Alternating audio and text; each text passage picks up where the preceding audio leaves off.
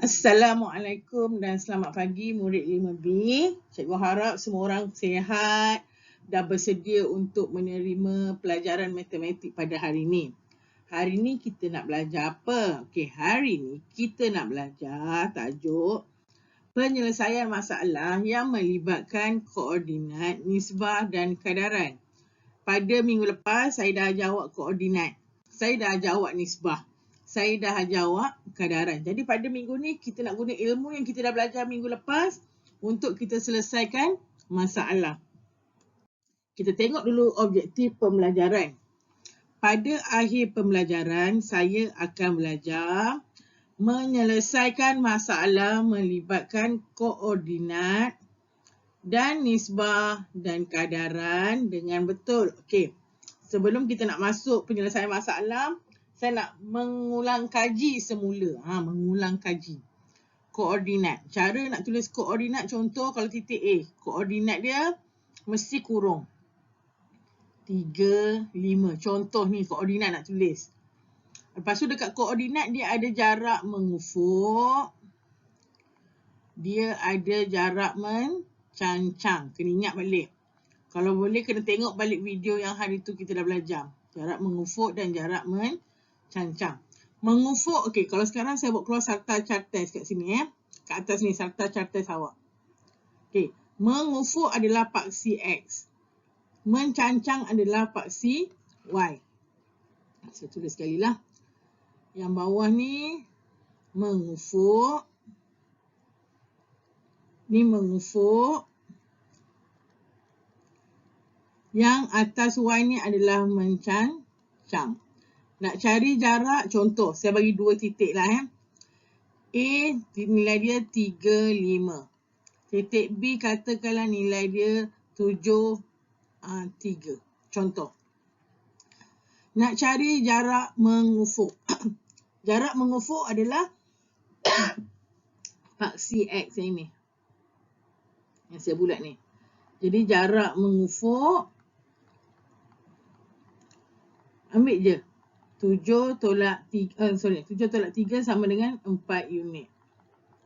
Tapi untuk jarak mencancang, merah, jarak mencancang adalah paksi Y. Paksi Y yang mana? Yang ini. Ini adalah paksi Y. Ambil je. Tak kisah. 5 tolak 3. Jawapannya 2 unit. Bila melibatkan jarak, jangan tulis macam tulis koordinat yang ni. Ni salah. Okey. Nisbah dan kadaran macam biasa. Ambil nisbah, katakan duit bintang ada 2. Bulat ada 3. Kalau nisbah, bintang kepada bulat, bintang 2, nisbah 2 kepada 3. Okey, ingat lagi kan? Yang kadaran tu, kita kena cari nilai satu benda, lepas tu baru darab dengan apa benda dia nak cari. Okey, sekarang kita tengok soalan yang pertama. Okay. Soalan yang pertama, selesaikan masalah yang berikut. Raja di bawah menunjukkan kedudukan beberapa buah barang pada sarta cartes. Okey. Lisa mengambil kasut, kemudian mengambil beg. Tengok mula. Lisa pula. Lim mengambil kasut, mula dia ambil kasut. Lepas tu dia mengambil beg. Okey, 2 benda dia ambil. Tentukan jarak mengufuk dan jarak mencancang. Kita selesaikan soalan A dulu. Dia nak jarak mengufuk. Dia nak jarak mencancang. Okey. Yang pertama ialah kita tulis dulu koordinat untuk kasut. Okey. Koordinat kasut adalah baca yang bawah dulu. 3, 1. 3, 1. Beg. Ambil bawah dulu. 2, 5. Tulis dulu. 2, 5. Jarak mengufuk. Jarak mengufuk yang mana satu? Jarak mengufuk adalah paksi X. Ambil ni. Yang saya bulatkan dengan warna hitam ni. 3 tolak 2 sama dengan 1 unit. Manakala jarak mencancang adalah paksi Y yang ini. Ambil je. 5 tolak 1 dapat 4 unit. Bila melibatkan jarak, kena tulis unit. Okey, soalan yang kedua. Soalan yang kedua, baca dulu soalan. Anis mengambil stokin, kemudian mengambil satu lagi barang. Okey, mula dia ambil stokin. Ambil stokin, yang ini. Jarak mengufuk antara stokin dengan satu barang ialah 6 unit. Makna mengufuk, yang bawah ni lah, yang ni mengufuk. Ini adalah mengufuk. 6 unit. Apakah mungkin barang yang diambil oleh Anis? Okey, dia pun berjalan 6. 1, 2, 3, 4, 5, 6. Okey, dekat 6 ni ada dua benda. Satu baju, satu topi. Apakah barang yang mungkin dia ambil? Okey, tak kisahlah antara baju atau topi. Sebab apa? Dia tak bagi jarak mencancang berapa. Kalau kita jarak mencancang 3, makna baju. Kalau kita jarak mencancang 6 adalah topi. Ikut pada kehendak soalan. Soalan seterusnya. Okey. Ini adalah topik nisbah. Okey. Jadual di sebelah menunjukkan bilangan buku cerita yang dipunyai oleh 5 orang murid. Okey, ada 5 orang. Nyatakan nisbah buku cerita Juwita kepada Rita. Juwita kepada Rita. Soalan A. Juwita kepada Rita. Juwita ada berapa? 26. Rita ada berapa? 10. Jadi jawapan dia nisbah 26 kepada 10. Yang kedua. Nyatakan nisbah jumlah buku kesemua kepada Monash. Semua kepada Monash. Monash kita nampak lah ada 15. Semua ada berapa? Campur. 15 campur 35. 50. 50 campur 26. 76.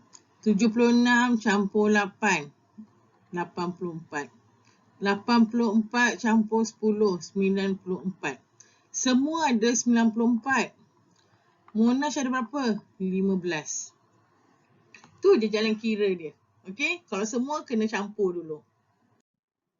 Soalan yang ketiga, kita baca dulu baru kita nak tahu soalan ni cakap pasal nisbah ke, koordinat ke ataupun kadaran. Amira menggunakan 700 gram serbuk koko untuk membuat 2 biji kek. 700 gram untuk 2 biji kek. Hitung jisim serbuk koko jika Amira nak buat 12 biji kek. Ingat lagi tak? Ini adalah tajuk kadaran. Okey, koko dia guna 700. Dengan tu kek dia boleh dapat 2. Berapa koko nak guna kalau dia boleh buat 12 kek? Ada 2 cara kat sini. Saya akan tunjuk cara yang pertama. Okey, pertama awak cari dulu satu kek perlukan berapa banyak koko. Makna langkah yang pertama 700 bahagi dengan 2. 43, 10, 5, 10, kosong naik atas. Maknanya satu kek awak perlukan 350. Satu kek perlukan 350. Kalau ada 12 kek, okey, maknanya kena buat bentuk lattice. Okey, saya buat ke sini sikit. Okey. Okey. 350 darab dengan 12. Okey, darab dulu dengan 12. Kosong darab 1 adalah 0, 0. 1 darab 5, 0, 5. 0, 3. Sifar. Sifar 5 darab 2, 10. Sifar 6. Okey. Ikut garisan serong ni. Awak kena ingat balik apa kita belajar kat sekolah. Sifar. Sifar. 6 tambah 1, 7. Campur 5, 12. 1. 1 tambah 3, 4. Okey, sifar. Sifar ni tak perlu baca. Jadi jawapan dia ialah 4,200 gram. Ini cara yang pertama. Kalau cara yang kedua, okey. Koko perlukan 700 untuk hasilkan kek sebanyak 2 biji. Awak nak cari kek 12 biji, berapa serbuk koko? Okey. Kita tengok dulu sifir 2. Ada tak sifir 2 dapat 12? 2, 4, 6, 8, 10, 12, 14, 16, 18. Ada dapat 12. Nombor yang keberapa? 1, 2, 3, 4, 5, 6. Jadi, yang ini, 2 ni nak bagi 12 kena darab dengan 6. Darab dengan 6. Yang ini pun kena darab dengan 6 sebab dia berkadaran. Kalau sini darab 6, sini pun kena darab 6. Jadi jawapan dia 700 darab dengan 6. Sifar. 7 darab 2 adalah 4200. Sama tak? Sama. Okey. So pilih mana yang senang. Cikgu, kalau nombor 2 tu tak ada dapat 13. Tak boleh lah. Kalau tak boleh, automatik kena guna cara yang pertama. Okey, soalan yang terakhir. Okey. Raja di bawah menunjukkan kedudukan 5 orang murid pada suatu kartes. Helen pergi ke suatu koordinat yang terletak 5 unit mengufuk. Mengufuk yang 5 ni mengufuk. Dan 3 unit mencancang dari Badrul. Maknanya Helen ni ada dekat tempat Badrul. Helen dah pergi Badrul dah ni. Dia dah pergi kat tempat Badrul. Mana koordinat yang mungkin Helen pergi? Okey, dia kata mengufuk dia bergerak 5. Geraklah 5. 1, 2, 3, 4, 5. Dan 3 unit mencancang. Mencancang boleh pergi atas ataupun bawah. Maknanya bergerak ke atas pula. 1, 2, 3. Okey, lepas nombor 6, sini nombor 7 lah Okey, jadi koordinat yang mungkin dia boleh pergi. Mula-mula dia berhenti kat sini. Mengufuk dia berhenti kat sini berapa? 6.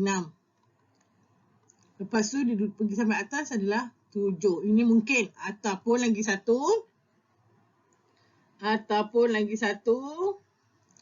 Dia dah bergerak sampai 6. Tapi dia tak naik atas, dia turun bawah pula. 1, 2, 3. Dia turun bawah. Jadi sama ada dia boleh ada dekat koordinat dia yang baru. Atau 6 juga. Tapi mencancang dia adalah 1. Okey, awak tengok dulu video ni. Sebab ada setengah soalan dalam video ni awak boleh gunakan semasa nak jawab soalan dalam buku aktiviti kita. Pada muka surat berapa ni nak jawab? Okey.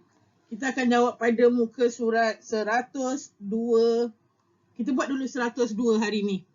Okey, 3 soalan je dulu. Lepas tu nanti besok kita sambung lagi sikit. Okey? Itu sahaja pada hari ini. Okey, terima kasih kelas. Saya jumpa awak nanti dalam Telegram chat. Bye-bye.